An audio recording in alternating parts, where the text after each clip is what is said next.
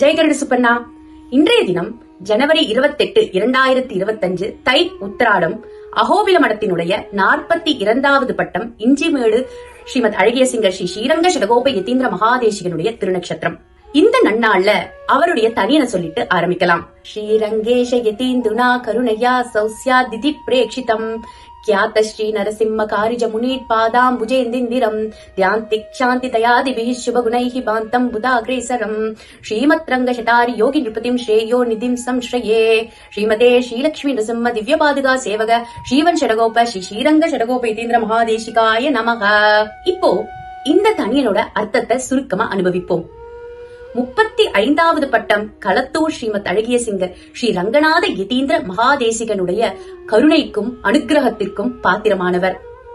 41ஆம் பட்டம் காரைக்குறிச்சி ஸ்ரீமத் அழகிய சிங்கருடைய ஸ்ரீ லட்சுமி நரசிம்ம ஷடகோப யதீந்திர மகாதேசிகனுடைய திருவடி தாமரைகளில் எப்பொழுதும் வண்டு போல சஞ்சரிக்கக்கூடியவரும், இந்திரிய நிகிரகம் அதாவது இந்திரியங்களை தன் கட்டுப்பாட்டில் வைத்துக் கொண்டிருப்பவரும், பொறுமை தயை போன்ற கல்யாண குணங்களுக்கு உறைவிடமானவரும், சிறந்த பண்டிதரும் எல்லா ஸ்ரேயஸுக்கும் உறைவிடமுமான ஸ்ரீ ஸ்ரீரங்க சடகோப யதீந்திர மகாதேசிகனை நான் சேவிக்கிறேன் அப்படின்னு அர்த்தம். இஞ்சிமேடு அழகிய சிங்கர் அப்படின்னு சொன்ன உடனே நம்ம எல்லாருக்கும் ஞாபகம் வருது அவருடைய அனுஷ்டானமும் வைராக்கியமும் தான். அப்பேற்பட்ட அழகிய சிங்கருக்கு பீஷ்மஸ்தவம், ஆளவந்தாருடைய ஸ்தோத்திர ரத்னம், கத்தியத்ரயம்லாம் டெய்லி நித்திய அனுசந்தானத்துல சேவிப்பேறாம். அதாவது டெய்லி அத சேவிப்பேறாம். அப்போ உடல் தளர்ந்த நிலையில அவரோட சிஷ்யர் ஒரு பீஷ்மஸ்தவம் மற்றும் ஆளவந்தாரோட ஸ்தோத்திர ரத்னத்தை சேவிக்கிறத கேட்டு அப்படியே கண்ணிலேந்து கண்ணீர் மல்கி வாயில வார்த்தை வராம அதை அனுபவிச்சாராம். இந்த நிகழ்வை பாதூர் புராண சரளகவி ஸ்ரீ ராகவாச்சாரியார் சுவாமி அவருடைய புஸ்தகமான வைபவ சுதால ரொம்ப அழகா இந்த ஸ்லோகத்துல சொல்லியிருக்காரு. பீஷ்மஸ்தவம் ஸ்தோத்திரம் அணிஞ்ச சிஷ்யே நிஜப்பிரியம் காயதி சத்யதோச்சைஹி சம்பாஷணா சக்தி மதோபி தஸ்ய பாஷ்பா விலம் நேத்திர யுகம் பபாசே. இந்த மாதிரி நிறைய இன்ட்ரெஸ்டிங் நிகழ்வுகளை அந்த புஸ்தகத்துல இருந்து நம்ம பார்க்கலாம். இப்போ அந்த பீஷ்மஸ்தவம் அதுக்கு அப்பேற்பட்ட ஏற்றம் என்ன அப்படின்றத நம்ம பார்க்கலாம்.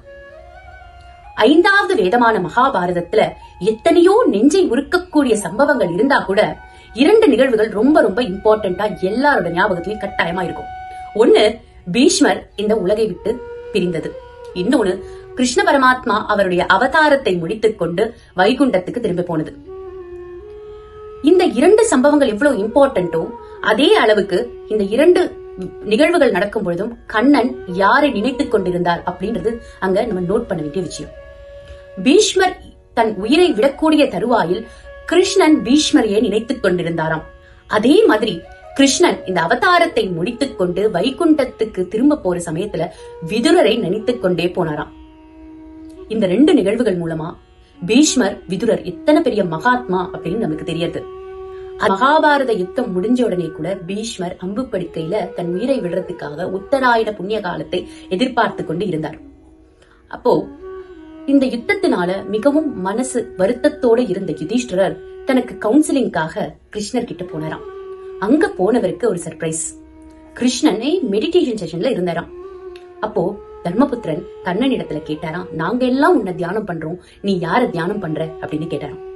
பீஷ்மர் அவருடைய உயிரை விடக்கூடிய சமயத்தில் என்னையே நினைத்துக் கொண்டு தியானம் பண்ணிட்டு இருக்க, அவரையே நினைத்து நானும் தியானம் பண்றேன் அப்படின்னு கிருஷ்ணன் சொல்லியிருக்கணும். அப்படின்னா பீஷ்மர் எத்தனை பெரிய மகாத்மா அப்படின்னு நம்மளுக்கு தெரியாது. பீஷ்மர் உயிரை விடுறதுக்கு முன்னாடி அவர்கிட்ட போய் எல்லா தர்மங்களையும் கத்துக்கோ அப்படின்னு சொல்லி யுதிஷ்டிரரை அனுப்பி வச்சார் கிருஷ்ணன். பின்னாடியே தானும் வியாசர், பாண்டவர்கள், திரௌபதினு எல்லாரையும் கூட்டிட்டு போனாராம். பீஷ்மர் அம்பு படுக்கையில இருக்கார். ஒரு பக்கம் பரம்பொருளான கிருஷ்ணன், இன்னொரு பக்கம் அந்த பரம்பொருளை காட்டிக் கொடுத்த பீஷ்மருடைய ஆச்சாரியரான வியாசர், இன்னொரு பக்கம் பாண்டவர்கள். பீஷ்மருக்கு பாண்டவர்கள்லாம் ரொம்ப ரொம்ப பிடிக்குமா. அது எப்படி நம்மளுக்கு தெரிஞ்சுக்கிறது அப்படின்னா, மகாபாரத யுத்தத்துல துரியோதனன் சைன்யத்துலதான் பீஷ்மர், துரோணர் இருந்தாலும் கூட கார்த்தால எழுந்துக்கும் போது நித்தியம் பாண்டவர்களுக்கு வெற்றி கிடைக்கணும் அப்படின்னு வேண்டிண்டேதான் எழுந்துப்பானும். அவ்வளவு பிடிக்குமா பாண்டவர்களை. அதே மாதிரி திரௌபதி எல்லாரும் அப்படியே அவர் சூழ்ந்து இருக்கும்போது அவருக்கு கண்ணில் அப்படியே கண்ணீர் அப்படியே மல்கிறதாம். கிருஷ்ணனோட அனுகிரகத்தோட யுதிஷ்டிரருக்கு நிறைய உபதேசங்களை பண்ணி வச்சு கடைசியில கிருஷ்ணனுடைய துதிப்பாடக்கூடிய பீஷ்ம ஸ்துதியை சொல்லிக்கொண்டே உத்தராயண புண்ணிய காலத்துல மாசி மாசத்துல அவருடைய உயிர் பிரிந்தது. இப்பேற்பட்ட பீஷ்ம ஸ்துதியை நம்ம இஞ்சிமேடு ஸ்ரீமத் அழகிய சிங்கர் நித்தியம் அனுசந்தானம் பண்ணிட்டு இருப்பாராம். நம்ம இஞ்சிமேடு அழகிய சிங்கருக்கு உடல் சோர்ந்த நிலையிலும் அப்படியே படுத்திருந்த நிலையிலும் கூட உச்சஸ்வரத்துல கணீர்னு பீஷ்ம ஸ்துதியை சொல்ற அழகை பார்த்து 43வது தேவனார் வளாகம் ஸ்ரீமத் அழகிய சிங்கர் மற்றும் அங்க இருந்தவா எல்லாரும் கண்ணீரோட கை கூப்பி அதை அனுபவிச்சாலாம். இந்த நிகழ்வு அப்படியே நம்ம குருக்ஷேத்திரத்துல நடந்ததை நம்மளுக்கு நினைவுபடுத்துறது இல்லையா?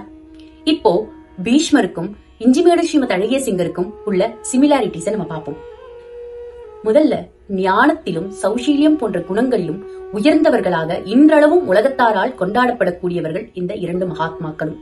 அடுத்தது வியாசர் அப்படின்னு சொன்னாலே பீஷ்மர் தன் 2 கைகளையும் தலைக்கு மேல கூப்பி அவருடைய ஆச்சாரிய பிரதிபக்தியை காமிப்பாராம். அதே மாதிரி நம்ம இஞ்சிமேடு அழகிய சிங்கர் ஸ்வர்ணம் சுவாமின்னு அவருடைய ஆச்சாரியனுடைய திருநாமம் கேட்டாலே 2 கைகளையும் தலைக்கு மேல கூப்பி அப்படியே நெஞ்சுருகி நிற்பாராம். பீஷ்மர் தன்னுடைய உடல் தளிர்ந்த நிலையிலும் சைனித்திருந்த நிலையிலும் பகவானான ஸ்ரீ கிருஷ்ணனை பார்த்து கொண்டே பீஷ்ம ஸ்துதியை பாடிக்கொண்டே உத்தராயண புண்ணிய காலத்துல மாசி மாசத்துல உயிரிவிட்டார். அதே மாதிரி நம்ம ஸ்ரீமத் அழகிய சிங்கர் டோலை கண்ணனான் மாலோலனை பார்த்து பாடிக்கொண்டே பீஷ்ம ஸ்துதியை சேவித்துக் கொண்டே உத்தராயண புண்ணிய காலத்துல மாசி மாசத்துல திருநாட்டை அலங்கரித்தார். பீஷ்மர் மறைந்ததுக்கு அப்புறம் உலகத்துல தர்மமே மறைஞ்சது அப்படின்னு வியாசர் சொல்லி வருத்தப்பட்டாராம். அதே மாதிரி நம்ம இஞ்சிமேடு ஸ்ரீமத் அழகிய சிங்கர் பரமபதிச்சதுக்கு அப்புறம் தர்மமே மறைஞ்சது அப்படின்னு சொல்லி பெரியோர்கள் எல்லாரும் வருத்தப்பட்டது இந்த 2 மகாத்மாக்களுடைய பெருமையை நம்மளுக்கு காட்டுறது. பீஷ்மரை பிரிந்து கண்ணன் வருத்தப்பட்டான். நம்ம இஞ்சிமேடு ஸ்ரீமத் அழகிய சிங்கரை பிரிந்து டோலை கண்ணனும் வருத்தப்பட்டான். அவருடைய திருநட்சத்திர வைபவமான இன்னைக்கு அவருடைய வாழ்க்கையிலிருந்து சில முக்கியமான நிகழ்வுகளை நம்ம அனுபவிச்சோம். அவருடைய திருவடி தாமரைகள்ல எல்லா ஸ்ரேயஸும் எல்லாருக்கும் கிடைக்கணும்னு பிரார்த்திச்சுப்போம். அழியேன் பிரியா சத்யன் அசரன் சேவக்.